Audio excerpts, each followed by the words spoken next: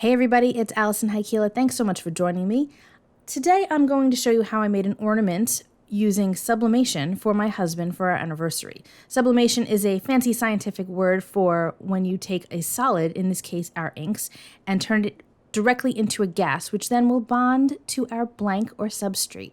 Fancy stuff, right? I've got a metal ornament from Artesprix, and Artesprix is the company that makes the sublimation products that we're using today, and some Heffy Doodle stamps. This is the Pastel Vista set, and I'm so excited to use it because I've wanted this stamp set for a really long time. So what I'm doing here is I have my blank, which is a heart ornament. It's also otherwise known as a substrate, and I'm tracing it with pencil onto a piece of smooth Bristol cardstock. You can use copy paper for this. You can use watercolor paper for this. You can use whatever you want. I tend to use something a little heavier if I think that there's a chance that I'm going to be using a wet medium, like watering down my markers, or using their sublimation paints. I wound up not using paints or anything like that, but the Bristol was a good option anyway. So now I am arranging my piece of pasta and my cheese, and I'm just figuring out exactly where I want the placement to go. By the way, the pencil marks that you see there are just to help me realign the ornament when we're about to do our sublimation. They will not affect our final design. They will not affect the sublimation process. It's just there to help as a guide. So you can scribble all over this thing and it will not affect your sublimation at all.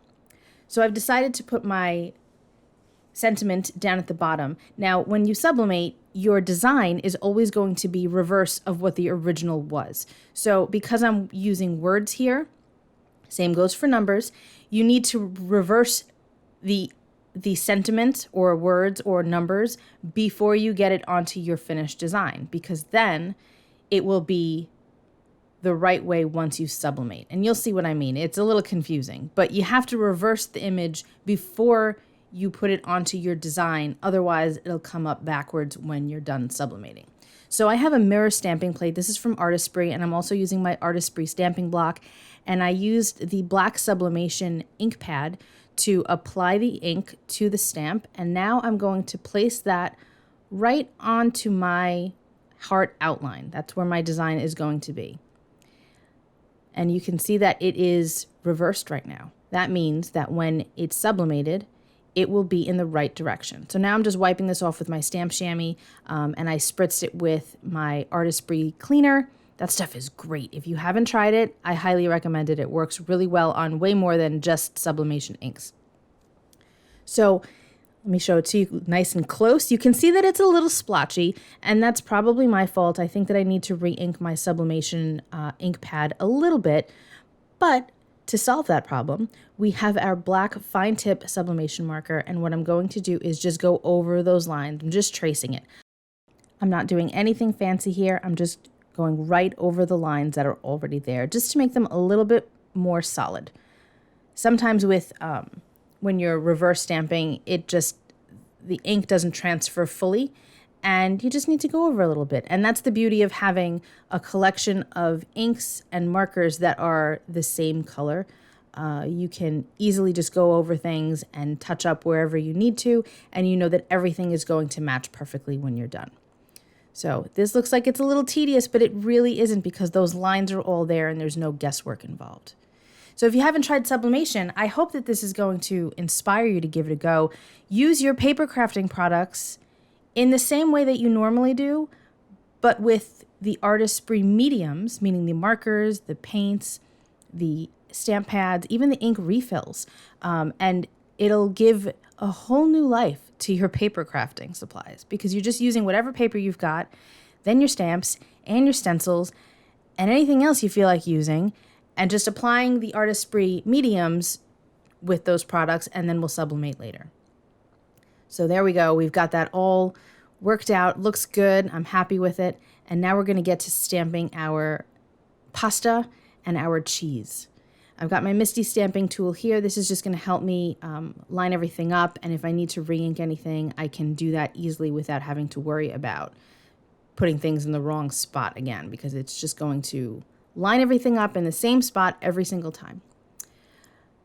I'm arranging my my pasta and my cheese, excuse me, and I'm trying to figure out what I'm going to do about the arms and the legs, because the fact that there are arms and legs and faces for these things just makes me happy. It's so ridiculous and so perfect and funny, and it's great. I giggle every time I look at this set. Seriously, I've wanted it for like 3 years. I think it came out 3 years ago. And since then, I'm like, this set is brilliant. I mean, come on. It's just so cute. So that stamped pretty well, but I'm just inking it up again. See, that's the beauty of having some type of stamp platform so that you know that everything realigns perfectly. So now I'm going to start playing with the arms and the legs and the faces and all of that stuff. I struggled a little bit with where the legs were going to go and all of that. You'll see. But it comes out so cute in the end. And can I just say, my husband loved this ornament. He was so happy with it. He's going to hang it in his office. And then when it's holiday times, he's going to put it on the tree, he said, and he's just going to move it around so that he can always see it. So I stamped one of the little happy faces on that cheese. And now I'm going to try to figure out what to do with these legs. Now we want to have the legs facing the opposite object, right? We don't want them walking away from each other. They got to face each other. So I'm figuring that the legs that I'm holding in my hand now are the ones for the pasta, because she's going to be going towards her cheese. And I'm just confused. I don't know why I was having such a hard time with this, but I kept going back and forth, and I think I even stopped filming for a second just so that I could make sure that I had them going in the right way. And then I was like, you know what? Let's go to the face first. She's cute because she's got lashes. And I like that she was kind of curvy. You know, she's a little curvy girl. I thought that she was cute. I stamped her face purposely off the pasta a bit so that it was a little bit more obvious, because there are those lines there, and I wanted to make sure that you'd be able to see them. So see, I stopped the video and I got the arms lined up, and he's going to be holding his arms out to her as if he's about to hug her, which is just so cute. I love this. It makes me happy. But see, we're just stamping on paper. I've spoken to a few people that are a little confused about what sublimation is and how it works and all of that. And really, the easiest thing to keep in mind is that you're doing it exactly the same way you would if you were paper crafting, except you've got to reverse your letters and your numbers, and you just have to use heat and pressure to apply it to your blank or substrate later. And that's it. You just make your design however you want. You can doodle. You can, say you have a coloring book page that you really love. You can totally use your Artesprix markers on that coloring book page and then sublimate them. And then you've got it on, like, say, a tote bag or a bookmark or whatever. It's seriously endless. I hate to use something so broad as saying endless, but it really is true.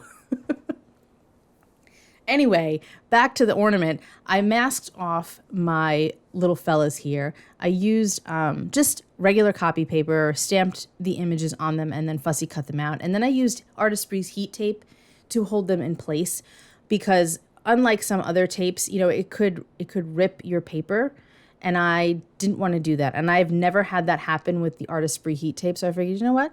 Let's just use that. I'm using my red Sublimation ink pad to blend around the edge of the heart here. I wanted it to have a fade. I don't want color in the middle. I want it to just kind of bleed out to the edges. So that's why I'm doing it that way. And those masks, you can use masking paper if you have it. I just don't happen to have any. And this worked just fine. I just had to hold that little piece of pasta down a little bit. I do recommend having blending brushes that are specifically for your Artesprix inks versus using them with, your dye inks or your pigments or whatever. Just have a separate set for those colors. Now I have a couple of Artesprix markers. I have Tangerine and Goldenrod there. Those are from the Pastel collection. This is a chisel tip, and I'm just going to start by coloring my cheese. Coloring the cheese, super easy. I'm not even going to do like fancy blending or anything like that. It's not necessary. You can if you want to. And that's where, scribbling off onto like a palette would be useful, and then spritzing it with water and then using a paintbrush and painting it on and all of that. And I've done that a gazillion times, and it works beautifully. But for this, I didn't really think that it was necessary. I wanted kind of, don't want to say that I wanted them flat, but it's cartoony. It's just cute. It's silly. I didn't feel like I needed to add dimension too much. I am going over it just a little bit just to darken it a slight bit, but this is by no means like the way I typically do shading. Now I have the Marigold color. This is from the Bold collection, and I'm grabbing that Goldenrod again. I do a little bit of shading on her. I thought that she needed it. But again, by no means do you need to go crazy with any of this because they're just silly, cartoony pieces of pasta and cheese. But by all means, I certainly encourage you to go all out and, get as fancy and crazy as you want to. So I'm adding that, I think that's the Goldenrod color, to the bases there just to round her out just a little bit. But this is not complicated, you guys. I'm having so much fun using all of these products. The Heffy Doodle, along with the sublimation products from Artesprix, are really great. We're doing a collaboration in November and December of 2023. So you'll get to see a whole bunch of projects. This is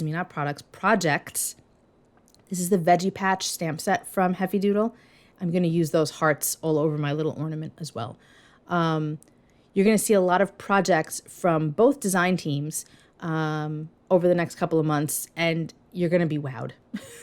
Trust me, you're going to be wowed. It's just going to blow your mind how cute this stuff is going to be. So here's a little trick that I do. I take my acrylic block and I put stamps on one side, and then I flip it over and put another stamp on the back side. This way I don't have to keep cleaning things off. I can just, you see how I have those two hearts together and then one is separate? It just makes things go faster when I know that I'm doing an all-over design as I am with this. I don't have to keep cleaning things. I don't have to worry about using separate blocks. You just, boop, flip it over, and it's good to go. So this is the same red sublimation ink pad that I used for blending before. You're going to see that the red is a little bit deeper because we're using a different method to apply the ink. And it is just so cute. I decided I wanted to add just a couple more of those teeny hearts just to fill in some spaces, so I moved the large heart to the other side so that it wouldn't get any more ink on it. But my goodness, those guys are just so happy to be together, aren't they? You are the macaroni to my cheese. Okay, now we are going to make our sublimation sandwich. We're going to take our blank, which in this case, again, is the heart ornament. And you can sublimate on both sides of this bad boy, which is very cool. So you can have two different designs. You can write something on the back. Again, you'll have to reverse that if you plan on writing, but works out really well because you can do all sorts of stuff. I'm using my Artesprix heat tape now, and I'm applying it to the ornament to make sure that it stays in place. And that is protective paper that I'm cutting down. The protective paper is a siliconized paper, and it's going to protect not only your blank, but also your heat press or iron, if that's what you decide to do, when you're sublimating. So I put that onto my heat press at 400 degrees for, I believe, 35 seconds. And now here's the peak test. We get to see what it looks like. It's very hot, you guys. It's 400 degrees, so you need to be super duper careful when you're picking this stuff up. But look at how cute that is now that it's done. Isn't that adorable? Oh my gosh. And if you want to see this done in real time, the first Thursday of every month, I do a Facebook Live on the Artesprix Facebook page, and you can see me do this all in real time if you're interested in learning more. And I do believe I have at least one other sublimation video on my YouTube channel, so you could check that out too. So that's it for me today, guys. Again, my husband loved the ornament. He thought it was totally adorable, and I'm so happy that it came out as cute as it did. I'm so excited to work with Heffy Doodle along with Artesprix for this project, and I think that's it. If you've got any questions, please feel free to let me know. You can leave a question down in the comment. Don't forget to give me a little bit of a thumbs up, maybe subscribe, and I think that's about it for me today. I will be with you all again very soon. Be well, stay safe, peace out.